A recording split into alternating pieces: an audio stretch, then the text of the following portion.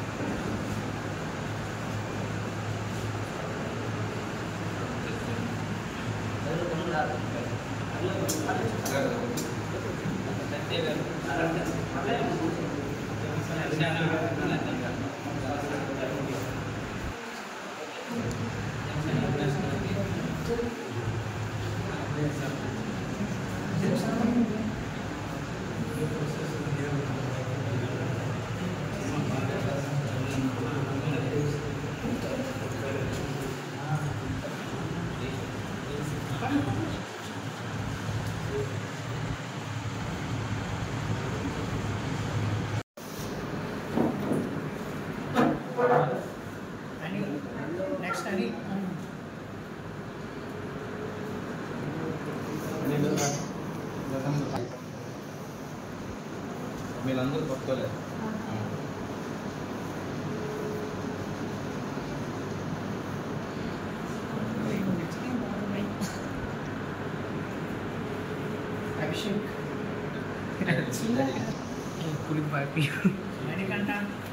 నేనే